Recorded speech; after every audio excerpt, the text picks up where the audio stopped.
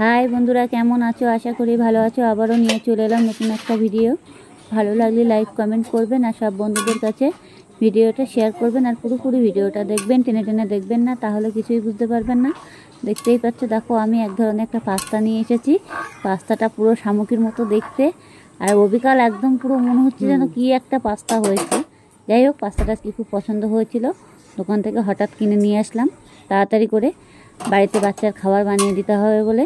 এই দেখো, পাস্তাটা আমি অবশ্য জল বসিয়ে দিয়েছি কড়াইতে জলটা বসিয়ে দিয়ে এখন আমি জলটাকে ভালো করে ফুটিয়ে নিয়ে তারপর পাস্তাটা দিয়ে এবার পাস্তাটাকে ভালো করে নাড়াচাড়া দিতে হবে। অলরেডি পাস্তাটা নাড়তে হবে, না নাড়লে কড়ার তলায় অনেকটা লেগে যাবে। আর পাস্তাটা পুরোপুরি সিদ্ধ করে নিতে হবে। এরকম অনেকটা স্লিপ করছে, যেটি হোক খুন্তিতে করে তোলা যাচ্ছে না। অনেকবার চেষ্টা করছি খুন্তিতে করে তোলার জন্য, তো তোলা যাচ্ছে না।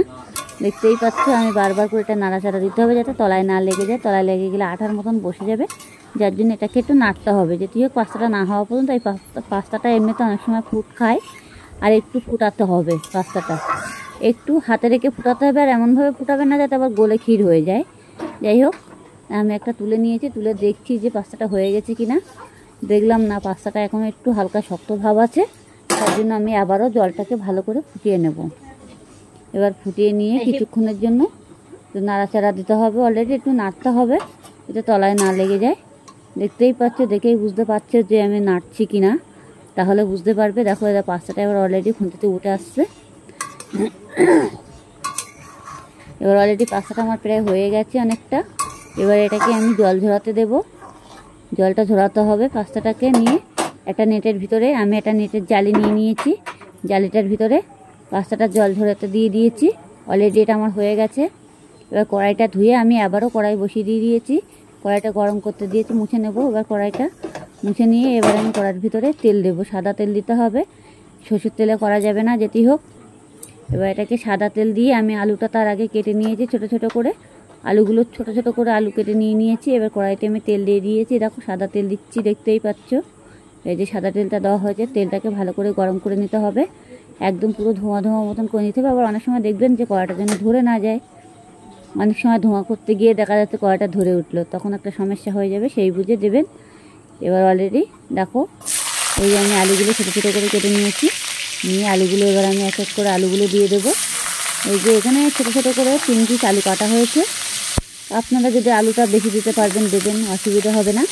যাই হোক, পাস্তার ভিতরে এটা দেবো, যার জন্য আলুগুলো ভালো করে 2 দিন তারপরে ধুয়ে নিয়ে তারপরে আমি আর জলের মধ্যে চিবিয়ে রেখেছিলাম। যদি আলুগুলো পুড়ে রাখলে পরে কালকে ভাব হয়ে যায়, সেই জন্য আমি জলে চিবিয়ে রেখেছিলাম। ছোটো ছোটো আলু 3খানা দিয়েছি। এবার দেখো, আলুগুলো আমি এখন ভেজে নেবো লাল লাল করে। আলুগুলোর ভিতরে একটু লবণ দেবো হালকাভাবে। এবার তার আগে আমি একটা ছোটো ছোটো করে টমেটোও কেটে নিয়েছি। যেরকম আলুর মতো করে ডুমো ডুমো করে টমেটোটা কেটে নিয়েছি। এবার এর মধ্যে 2খানা লঙ্কা দেবো। আপনারা লঙ্কাটা যেমন খাবেন তেমন দেবেন, অসুবিধে নেই। আর অনেক সময় পাস্তার ভিতরে বেশি লঙ্কা দিলে খাওয়া যাবে না, ঝাল ঝাল হয়ে যাবে, বাচ্চারা খাবে। সেই জন্য একটু ঝাল ঝাল ভাব হয়ে গেলে তখনও আরও একটু ঠিক হবে, তখন ওরা অসুবিধা হয়ে যাবে। যাই হোক, এখন আমি আলুগুলো একটু ভালো করে লাল করে ভেজে নেব, আর একটু পাতিয়ে দেবো। অবশ্যই এটা মনে রাখবে, সাদা তেল দিয়ে ভাজতে হবে। সাদা তেল ছাড়া সরষের তেলে করা যাবে না। সরষের তেলে করলে পরে সেটা একটু খেতে অন্যরকম টেস্টি লাগবে। যাই হোক, আমি এখন একটু লবণ দিয়ে দিলাম আলুটার ভিতরে। এই যে আলুটার ভিতরে যখন লবণটা দেবে তখন বুঝে দেবে। অনেক সময় দেখবে যেন পুড়ে না যায়। আলুটা পুড়ে গেলে তখন মানে পোড়া হয়ে যাবে। আলুটা লবণে পোড়া হয়ে গেলে তখন পাস্তার ভিতরে তখন লবণ দেওয়া যাবে না। চাইলে আপনারাও পাস্তার ভিতরে লবণ দিতে পারবে, অসুবিধা নেই। যাই হোক, আমি একটা পেঁয়াজ কেটে রেখেছিলাম বড় বড় করে। এই যে দেখতেই পাচ্ছি, পেঁয়াজগুলো কুচি করা যাবে না, বড় বড় করে কাটতে হবে। কেটে আমি এর মধ্যেই দিয়ে দিয়েছি, আর 2খানা কাঁচা লঙ্কা দিয়েছি, বেশি কিছু দিইনি। যাই হোক, আর একটা কাঁচা টমেটো একটা কেটেছি, পাকা টমেটো। সেই টমেটোটা আমি এখন আবারও দিয়ে দেবো।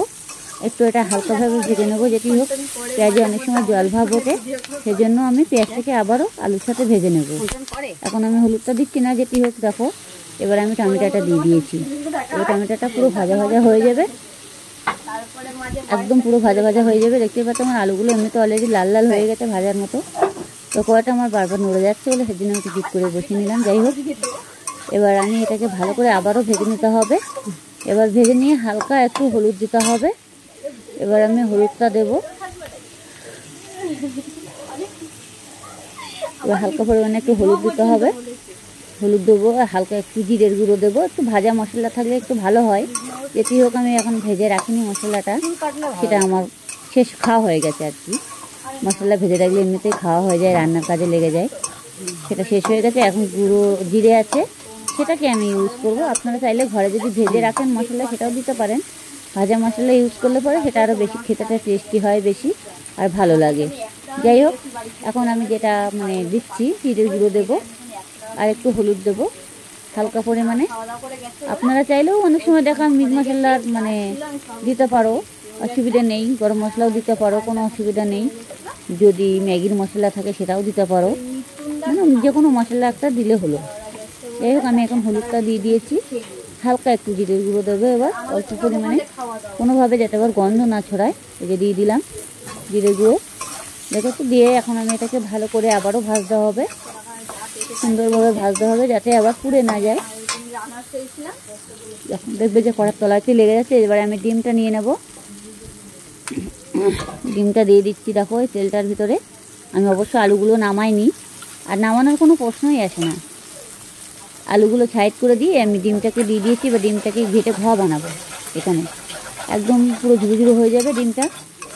একটা ডিম দিয়ে দিয়েছি, এই যে দিয়ে এটাকে ভালো করে ভাজতে হবে। আলুগুলোর সাথে একদম পুরো ঝুড়ো ঝুড়ো হয়ে যাবে। আর কাঁচা কাঁচা রাখলে হবে না, ডিমটা যেন কাঁচা না থাকে। আর অবশ্যই তেলের ওপরে দিলে ডিম কোনো কাঁচাই থাকে না, দেখেই বুঝতেই পারছো। দেখো আমি কীভাবে করছি, এইভাবে আপনারা ঘরে বসে এই রেসিপিটা একবার করে দেখুন। খেতে যে এত স্বাদই হয়, না খেলে একবার বুঝতেই পারবেন না, খুব স্বাদ হয় এইভাবে।